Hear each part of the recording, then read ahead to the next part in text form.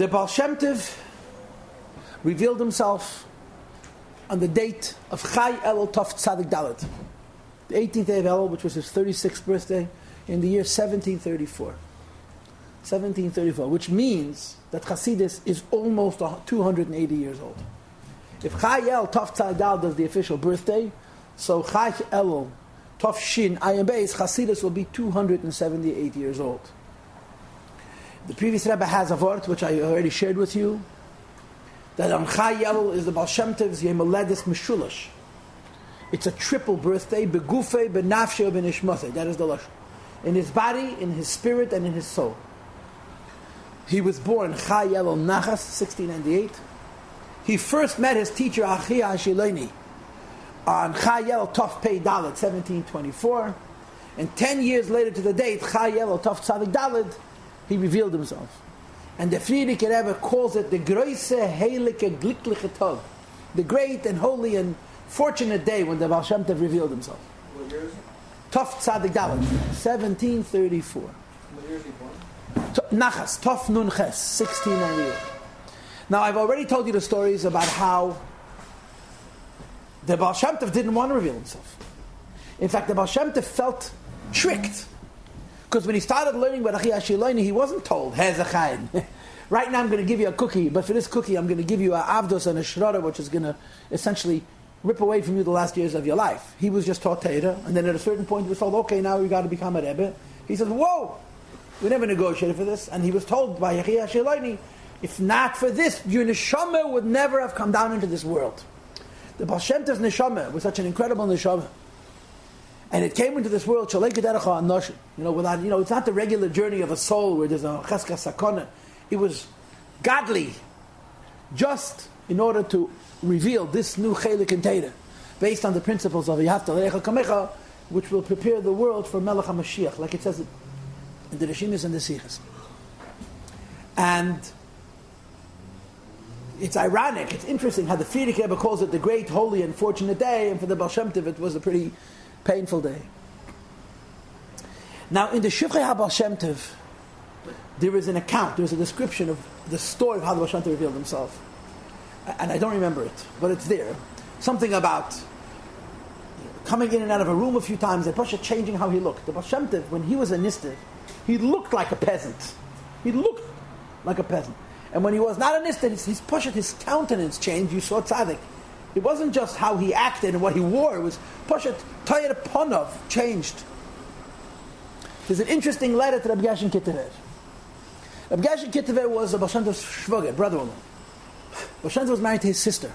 Rabbi Yossi Paltiel spent the last years of his life in Eretz Yisrael, and he had a connection with Erechaim HaKodesh, which is a story unto itself. It was Derech Agav to Rabbi Yossi Paltiel that the Baal Shem Tov wrote the letter about Yefutzim and Asech HaChutzim. The letter of visiting Heichal Mashiach was a letter which he wrote to Rabbi Yossi Paltiel. It was meant to be delivered to Eretz Yisrael, Erev Hashanah Tov Kuf Zayin, and the mail carrier never brought it. Pasha. The miracle was the letter was never delivered. Had the letter been delivered, it probably would have been lost. It ended up languishing in Europe, and when the Toldos of Yankov Yosef printed the very first Sefer of Chassidus, which is called Ben Peiris Yosef, he put it in the Akdama. The Igeres of the Baal Shem Tov about Yefutzim and Asech HaChutzim was printed within 20 years, I think, or 21 years of the Baal Shem Tov's Histolicus. So that was already printed. In other words, before the Tanya was printed, this letter about Yefutzim and Asech HaChutzim was already in print. Tov Kuf Chav, 1760. He became a Rebbe. So the letter is, he tells Rabbi Yossi Paltiel who he is. Now you must understand that earlier, mamash, a few years before, the Baal Shem Tov is apologizing to Rabbi Yossi Paltiel for being an Amoritz. Because apparently for many, many years, the Baal Shem Tov kept his godless from Rabbi Yossi Paltiel. However, he did reveal himself to his shvager before he revealed himself to the world. And he writes to him that I have to be Nizgala. He tells him the whole story. The story of Baal Shem Tov's Neshama, the Priya Gilgal, is also a letter from the Baal Shem Tov written to his shvager Rabbi Yossi Paltiel in the Geniza.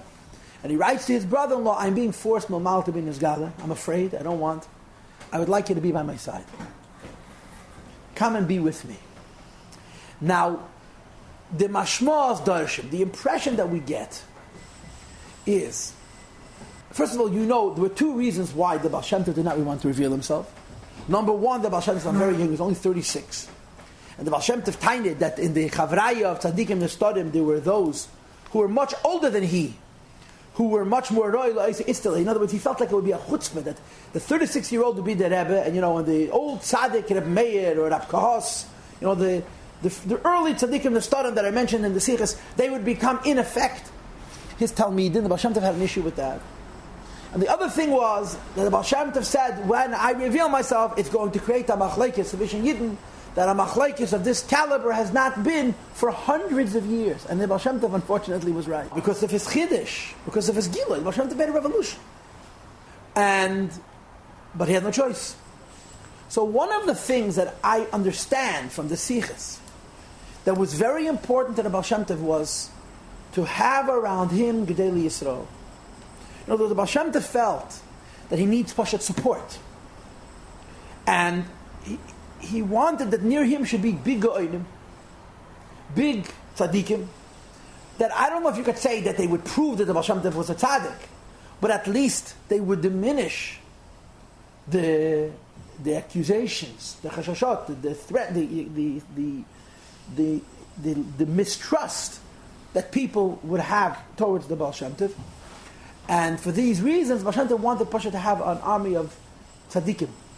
So it starts Pasha from the very beginning. He says to Rabbi Yossi Paltiel, please, I want you to be near me when I'm being his galos. L'chol ha'pachas, I'll be with one other person who's a gadol, a recognized gadol, and it'll add some credibility to the Baal Shem Tov. And I'm assuming that Rabbi Yossi Paltiel came. I mean, that part of the story is not printed in the letter, but Echtal Zafar he came. And the Baal Shem Tov revealed himself, and he quickly moved to Mezhebush. And this is where he lived, and this is where he passed away. He spent his last 26 years in Mezhebush. But Kiyadu Amaforsam, the Baal Shem Tov was constantly on the go. He traveled a lot. And he traveled very far, because by the Baal Shem Tov, Tfitas Aderech was by you breakfast. I mean, he used to travel hundreds of miles in minutes. In fact, from Ganzi, great distances, in very short periods of time. Kiyadu Amaforsam. Baal Shem Tov had a goyish at Balagol named Alexei. And Alexei had a very good job. But the only responsibility he really had was to show up on time. He took care of the horses. And the Baal Shem Tov used to tell him, okay, I'm dashpan in the feds. He would go and get the horses and hitch it up to the wagon. And he would control the horses till they walked out of Mezhebush. And then the Baal Shem Tov used to tell him, Alexei, it's the Geish Lafen. Alexei would sleep. And the Baal Shem Tov's feds, and gang for sich allein. Baal Shem Tov's horses went on their own. And they went on derech, lay derech, the Eretz lay zeru, Baal Shem Tov's travels. It says in the Rebbe Sichos that the Baal Shem Tov negotiated Lamaila to have with him Shishim Giborim, 60 tzaddikim, Go'onim, and that the Heilige Magid, the Baal Shem Tov told the Mesicha Magid that you're going to get Pishnayim Beruchi, twice as much as me, and the Heilige Magid had 120 tzaddikim. To the Baal Shem Tov, this was very important, because the Baal Shem Tov needed this. He wanted to have this help of other tzaddikim, of other Go'onim. I'm assuming that it will make it a little bit easier to take on the world, because that's exactly what the Baal Shem Tov had to do. He had to take on the world, because he was a chiddush, and he was mamish, oir kadmei. The Baal Shem Tov was not from this world. I mean, when I say not from this world, I mean not from this world even in the Inyan HaTorah. And you could understand why people would be suspect. When you can't understand something, you suspect it. And it was impossible for the Baal Shem Tov to explain, my neshama is so much bigger than yours, that there is the K'dana of my smallest, my toes understand the shas better than you do. And he needed this kind of support. But the Baal Shem Tov was not, he didn't take everybody. There were those who came to the Baal Shem Tov, who I heard from a Polish, and again, I'm not sure I believe this story. Baal Shem Tov said to one of the great Gedalim who came to him, Rabbi Yitzchak Drobitcher, du darfst mir nicht. You don't need me. The Polish that tell Yitzchak Drobitcher was the father of Rabbi Michael Zlotchev.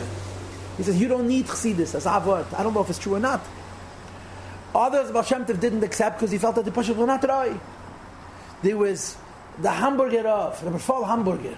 Rabbi Fall Hamburger, I forgot the Prati Asipa, but the Nekud Asipa was he was very close to the Gra, to the Vilna Gaon. And remember, the Vilna Gaon was even a Menanga to the Baal Shem Tov. I mean, the Snagdus got much worse by the Mesicha Magid, and Shalei Be'erech worse by the Alter Rebbe. I mean, the war accelerated, times in Alter Rebbe. But even against the Baal Shem Tov, there was his Snagdus.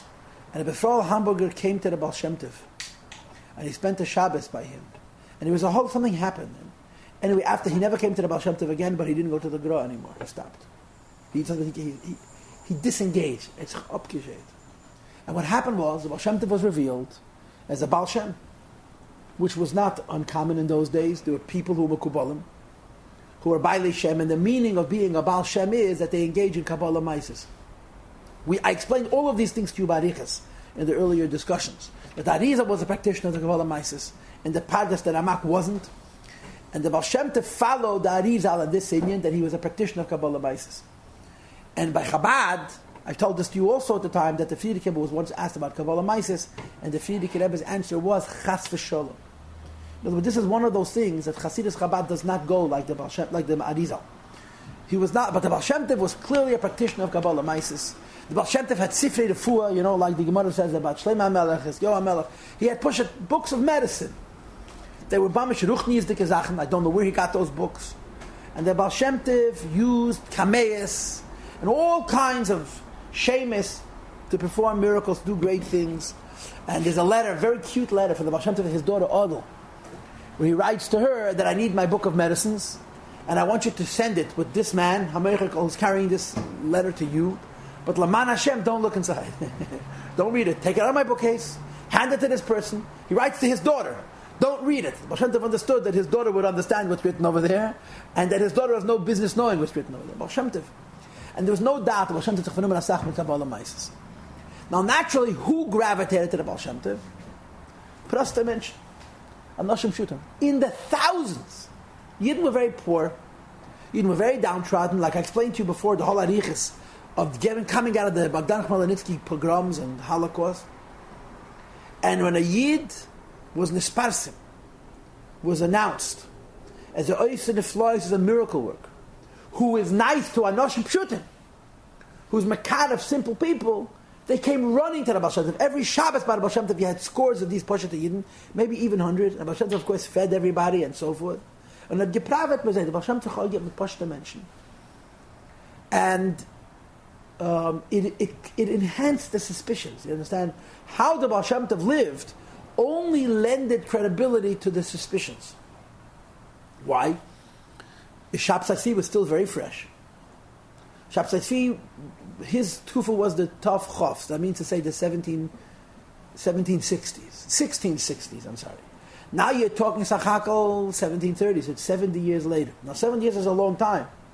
But there was still Shabsai. There were whole movements of people who followed Shabsai Tzvi, and many of them really were a big problem because they were Jewish enough to be part of our people, and they were Poshet. I mean, they were involved in Yonim from Hepech HaYadus, Hepech HaTerev Mitzvah, and it was a terrible problem with the Shabtaim, with the different groups of people involved in the Shabtai Tzvi. There was a movement called the Frankists, that the Baal Shem Tov personally engaged and defeated. Baal Shem Tov made a Yom Tov, you know that? Baal Shem Tov made a Yom Tov that nobody keeps. And the Yom Tov is mamish this next few days. Baal Shem Tov made a Yom Tov Erev V'Shchedesh Tammuz. He announced that every year in Erev V'Shchedesh Tammuz, Yidden should celebrate a Chag and a Moed. What's the Yom Tov? The Baal Shem Tov, together with Reb Chaim Rapport HaKohen and Nochat Charabonim, succeeded in pushing the Frankists out of Klal Yisrael. The Baal Shem Tov writes in a letter, we are celebrating taking a group of Jews and pushing them out of the Jewish nation. It seems so ironic that a person whose whole identity was Avos Yisrael should have been put in such a position. The Frankists were claiming that they're Jews. And the Baal Shem Tov and these people claiming that they created a new das, and that the government should recognize them as separate. And what was durchgeführt. And the Baal Shem Tov Poshet announced that every year, Erev V'Shchedesh Tammuz, Macha Yom Tov. What happened to the Yom Tov? It's a Poshet Azach. The Baal Shem Tov passed away the next Shavuos. So when the first anniversary of what would have been that Moed emerged, there was a matzav of Avelis. It's like Tes Kislev was not the same Yom Tov. Tes Kislev was the middle of Rebbe was Nistalik. I think the Baal Shem Tov said that this is going to cost him his life. In other words, the historical of Baal Shem Tov was Arinyan Ruchni was Bekesher with the Frankists. He said he's going to defeat the Frankists and he's going to pay with his life. So when the Baal Shem Tov emerges as a tzaddik oisin flois using shemus, and he's surrounded by anoshim pshutim, what should people think? And there was immediate suspicions. And the Baal Shem Tov was a contagion. He was like a wildfire. It happened so fast that people came flocking to him because he was so loving. At the Zoifel Liebgehat Yadarim. And he had the perfect touch. And he raised people up. Baal Shem Tov's ability to find good in everybody.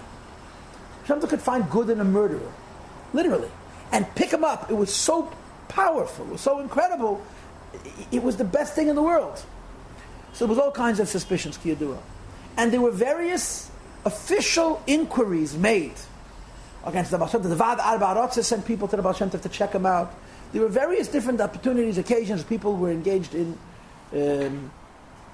analyzing the credibility of Baal Shem Tov. There's a sefer called Vikucha Rabbah. The Shipitovke, he was one Talmidei Baal Shem Tov, had a vikuach with the Neidah B'Yehuda. And the Neidah B'Yehuda was Ga'an HaGoinim, was a Godel Ador. An argument, a debate. And it's printed, the Vikucha Rabbah is printed, where he's explaining and defending Chassidus against the tightness against Chassidus. And this is very authentic. This is going back to the times of the Baal Shem Tov. Midachtzach, I think. And, after these inquiries, some people said, no, this is a holy man. And some people remained with their sveikis. And b'meshech the years of the Baal Shem Tov's life, there were several occasions when people wanted to make Rachman L'san Aches against the Baal Shem Tov and the Baal Shem Tov and Aches. But as far as I know, I could be wrong, but as far as I know, there were no actual such events bepoil during the Baal Shem Tov's lifetime. It happened during the Maggid, during the time of his Talmud. But the Baal Shem Tov suffered considerably from various different peoples who couldn't trust him because they saw such anhagas that to them seemed to be inappropriate. Now I started telling you about how the Baal Shem Tov was negir to surround himself with tzaddikim. One of the earliest tzaddikim to be by the Heilig of Baal Shem Tov was the Toldos Yankov Yosef. Yankov Yosef Mipulno. And in fact, we have very good rayas that the Baal Shem Tov originally planned that the Toldos Yankov Yosef would be Mamalim Makom Kochi, that the Toldos Yankov Yosef would be his Mamalim Mogam. After the Mezritcher Maggid came to the Baal Shem Tov writes a letter to the Toldos, which is printed, and he writes to him that the ksovim that I gave you was a mistake. They were not meant for you. They were meant for Rebbeinu, and please hand the ksovim off to Rebbeinu. Zeir interessant. It's a printed letter in the Gniza. Baal Shem Tov writes to the Toldos, I think it's El Baal Shem Tov Kuf Yud Zayin, is I gave you ksovim because I thought they were for you, Bechatos Gehat, they were not for you, for Rebbeinu, give them to him. So you see clearly this idea that the Baal Shem Tov had initially planned that the Toldos would be Mamalim Makom Kochi, when the Heilig and Maggid is gekommen, had the Baal Shem Tov gedacht, no, this is my Mamalim Makom. So Yudel Chitrik Sefer, there's a sipur, there's a story, there's an episode that describes how the Toldos Yankov Yosef became a chassid. And this, by the way, there's other stories also, different stories. But the story that's in Yudel Chitrik Sefer geht azoi. The Toldos was the Rav in Pulno, Rav Mechiach. He was the Rav in the Maggid in Pulno. But like was in the case of the many Rabbanim, he was a Rav in various cities. There was a whole region. And Rabbanim used to travel from city to city, Pashat. The nature of the Rabbanim was that in order to be able to have a parnasa, or on the other hand, because you were such a big Rav, you were shared by various communities. Which is why you find Stidas. Amozek ben Rav Dov, Moldot, and it was really, from what I understand, it was one Rabbanim. And there was a mini Vasikin. The Daven in Shul. Vasikin means im Vestach. The game im Hanitzachama. And the Toldos used to come to Shul, as was the custom in the shtetl. He would come from his house already wearing Talsum film, like you see today in Yerushalayim in some places. The right way to do it is to walk through the streets of Talsum film. The reason we don't do it here is because the streets are filthy. Maybe even in Muncie you can see Yidden walking to Shul in Talsum film. That's what he's supposed to do. He's supposed to come to Shul with the Talsum film. And when he would walk into the shul would already be full. And Mitzvah Yishtal Daven. One morning he comes to shul, there's not a soul in the Beis Medrash. And he waits for a Meshach man, he sends his Shamish to look for the people. So Namaisa, he figures maybe the alarm clock. They used to have in the shtetl something called a Shobin klapper. Shobin means shutters, Shoibin. The Shobin klapper used to bang with a little hammer on people's shutters to wake them up as they fatug. So maybe the alarm clock had overslept. What they call it in yeshiva today, a veker. He sent his shamus, and his shamus disappeared. Trachte, something must be happening. Must be a black hole someplace in town. So he went himself to look. And he sees the whole minyan state in Mark with his shamish, listening to a man with a red beard who's standing on a rock. So he's thinking to himself, das ist doch mamish a chutzpah nehose, fahren davne. Stellt sich reden, in Tebach HaShulchan Aruch. And they know that the Rav is waiting. It's a chutzpah. So he wanted to go over to this knesiyah, to this knufiyah, to this gathering, and give people a piece of his mind. But as he approached, he also heard what the man with the red beard was saying, and he heard the following sipur. That there were two shchenim, two neighbors. One of them was a prostitute, a pashat yid, a yasam, who was raised by a community, and then when he grew up, he married a yasema, a simple woman. And he and she lived in abject poverty. Every Sunday, he would take his knapsack, and he'd put inside his needles and his buttons and his thread, his mamish's small little schera, and he would pedal. He would travel over the villages and fields, and he would go to all the different farms around, and he would sell these kinds of insignificant items for small sums of money to all the proster goyim and goyetes. I mean, a whole week he was spending with goyim. His neighbor was a Barurian and a Ben Teda. He grew up in a normal home. He was zeichet to go to a yeshiva, which was a very, very big thing in those days. He was a big Talmud Chacham. When he got married, he got a dowry, and he was able to sit and learn for many years. When he finished his years of learning, the dowry had become a substantial amount of money, which he invested in a business, which allowed him to continue learning most of the time. His wife ran the retail end of the business, and more or less, he was al teira v'al aveda. He gave shiurim in the city. Everybody liked him. And if you needed a mil's chesed, you needed to push out a favor, money, you came to the same man, he helped people become tables. In other words, you pushed a good guy. And these two people lived side by side.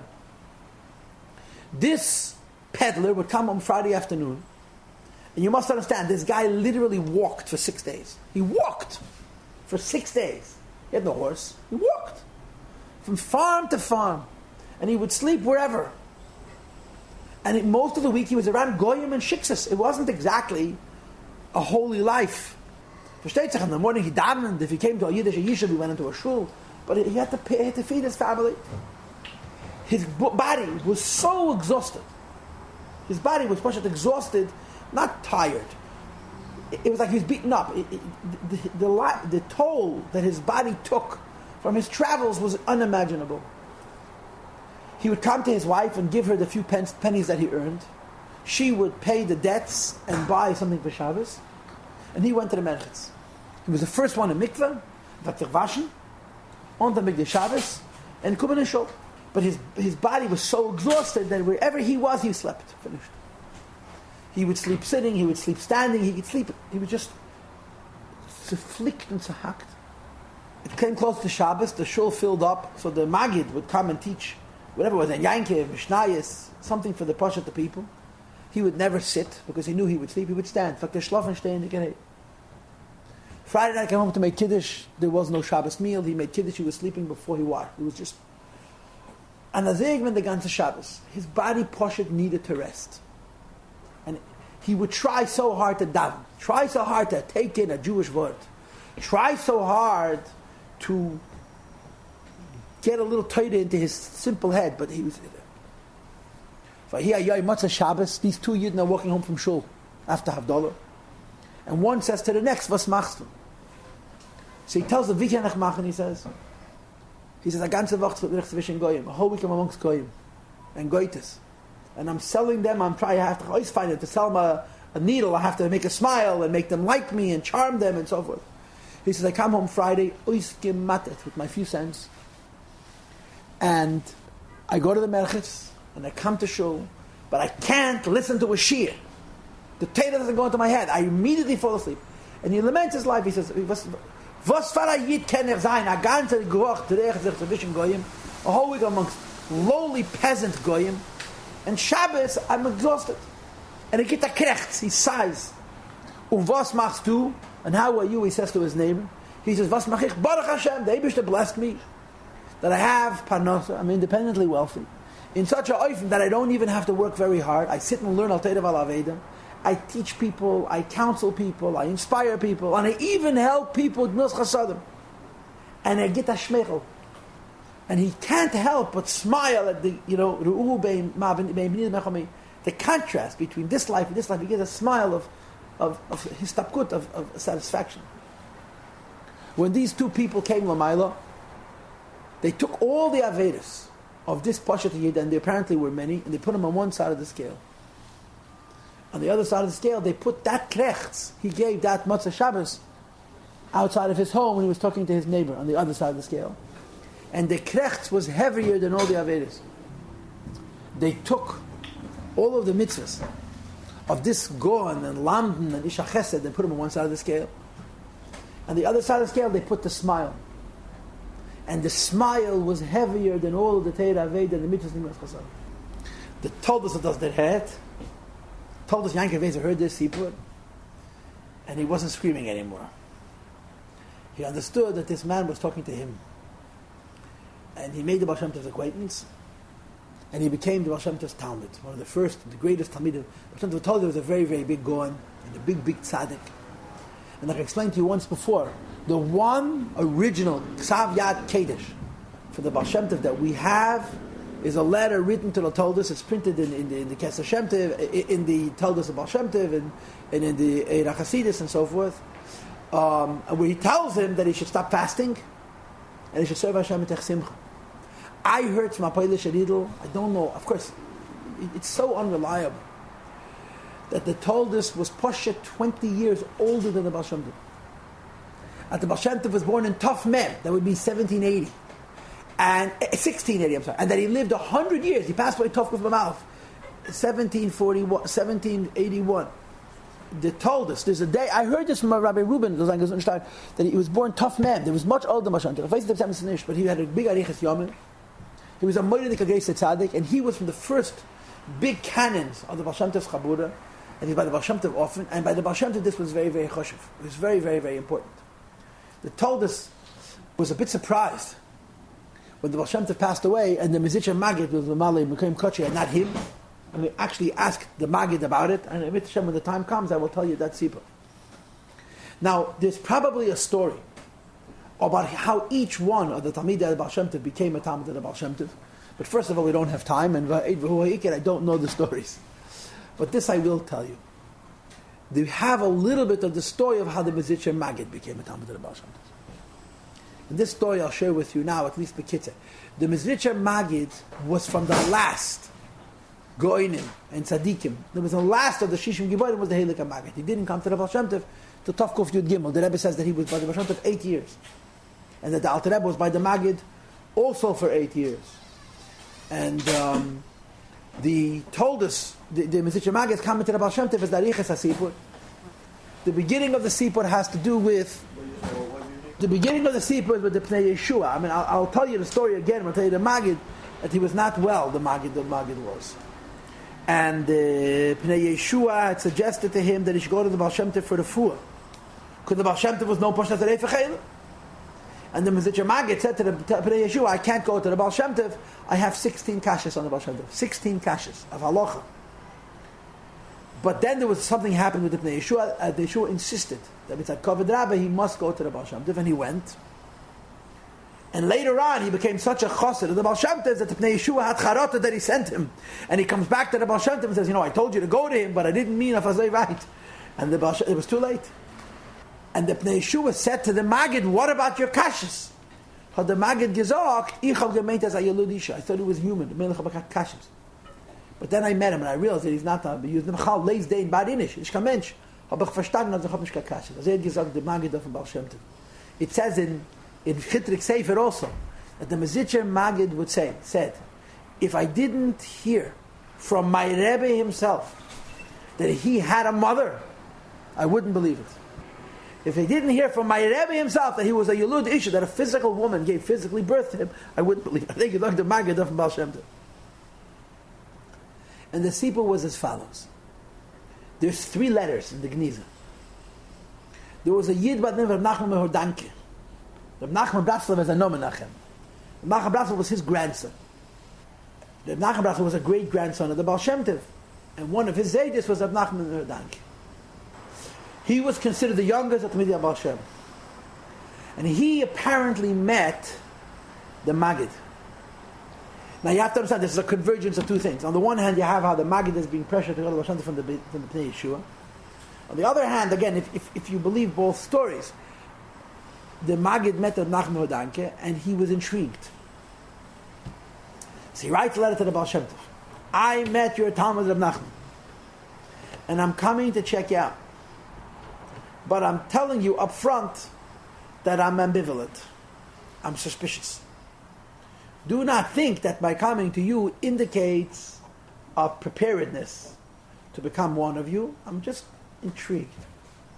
Now you must understand that the Mezritcher Maggid was a Gon Mefursim. The Mezritcher Maggid was not a Tzaddik Nisted. People knew who the Maggid was. The Maggid was Taka Malamed, and he was very poor. But he was a Gadol B'Yisrael Amiti, and Medgevust, his godless was known in the world before he met the Baal Shem Tov. So the Baal Shem Tov writes back to him, I received your letter, and I'm very happy. And I'm happy that you're coming to me, but I suspect that when you'll come to me, you'll become one of us. And then there's another letter, where the Maggid writes again. And he writes to him, I received your letter, and although I haven't yet met you, I think I'm starting to agree with you. I think you're telling me, I think it's Taka Emes that when I meet you, I'm going to become one of you. This is before they even met. Why? Because he was with Reb Nachman Hodanke. He saw what this is. Anyway, he came to the Baal Shem Tov, and the famous story is, the Baal Shem Tov told him that I hear there's a big makubal. He told him to read the Shtickle Eitz Chaim. I told you the story already. And he read it. And the Baal Shem Tov said, "Das steht nicht da. It's not written here."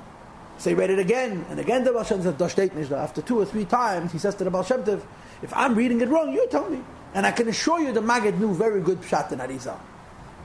So Baal Shem Tov read it and he translated it. And he said the same thing that the Mezritcher Maggid had said, but one small difference.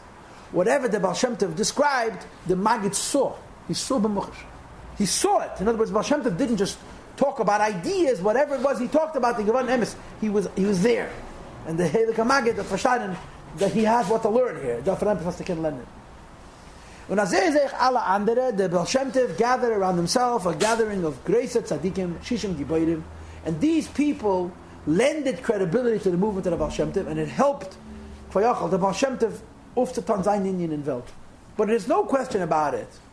The Baal Shem Tov was involved to a great extent with Anoshim Pshutim, and thousands of Poshet Yidden had come to the Baal Shem Tov and had benefited from the Baal Shem Tov's warmth and love and light. Like I told you the story how the Maggid, I told you the story a few weeks ago, how the Maggid said to the Alter Rebbe, we were Maharer Achar Rabbeinu, we were suspicious, we didn't trust, we didn't believe our Rebbe. Remember that story? With the saying Tillim. With the Poshet Yidden was saying Tillim. And they realized what it means that the Baal Shem Tov was Makar Anoshim Pshutim, and then he had a dream in which he was told by Moshe Rabbeinu himself that Avil Avram Avinu Gam Guf Kodesh Basar Hu. Even a physical body is also holy. I want to say something interesting. I have a former student who's a shliach in Yale University. He told me, and I really asked him to find the papers, and he was not able to find it for me, that they found historical evidence for the Baal Shem Tov. They found in legal works, in government papers, from the time of the Baal Shem Tov in that region, where the Pritzim and the whatever legal systems they were mentioned his name, and they mentioned his name with great reverence. In other words, there's repeated mentions of such a personality. A student in Yale did a research paper, and Mistami could find it online. He did a research paper, and he found that the Baal Shem Tov not only existed, you know, you don't exist either tomorrow, yeah, but that in fact, the problem with the Baal Shem Tov is there's no written record. We have, one letter. Oh, these letters are found in the Gniza, and they were found 100 years ago, and the people who claim that they're Baba Mice. It's a controversy in itself. Our Rabbeim, who have a Messiah about what happened in the Baal Shem Tov's life, looked over these letters, the Rebbe Rashab, and they said these letters are Iskahal. But there's a controversy about that also. What? The Rebbe writes to somebody, how could you pass judgment on these letters? You didn't see them all. Some of the letters were Shemus and Seidus of Kabbalah that nobody could have known except for the Baal Shem Tov, that the Rabbeim had, and they were not Mefarsim. And until you see the whole collection of the letters, including the handful of letters, which Poshet Seidus HaTeira, and the Baal Shem Tov the Rabbeim did not print, you cannot pass judgment on the authenticity of these letters. The Rebbe saw the Gniza in Poland. The Geniza, I think, is lost. They don't have it anymore. They're looking for it. It's lost. The Rebbe asked Al Chitik when they went to Poilin Varshin Lamedala to get the library if the Geniza is there, and it wasn't there, from what I understand. But the Rebbe saw the Geniza in Poilin, the original. And in the Geniza you have poshet letters of Shemes and Sichas, all kinds of mystical things that would not be Pirsum when the Rabbeim, the Fiedeke was mafars from the letters in the Hatamim, the Geniza Chesams, which is how we have it. But like I said to you, there's evidence that not only did the Baal Shem Tov live, there are historians and quote who say that the Baal Shem Tov was a mythological figure. But the Riken I'm trying to say is that there was a respect from Goyim, but gewusst das is a mensch. And if you're not careful with this Baal Shem Tov, he can run you over like a bulldozer. I mean, the koiches, you talk about the Mirash of Chiladibir, by the Baal Shem Tov it was 10 times so much. Baal Shem Tov was the king of the world. And he never stepped back. He went forward. And if in his way stood a king, he ran him over. If in his way stood a Poretz, the Agalach, he ran him over. In other words, Baal Shem Tov's Kedusha and the Baal Shem Tov's koiches were so great. They had literally, when the Baal Shem Tov said, Eineni Yarim Yishum Davar Kima HaKadosh Baruch Hu B'Yatzmei, it was Kipshuta. He feared nothing. And the Goyim knew it. The Pritzim knew it. Okay, we'll have to continue another time.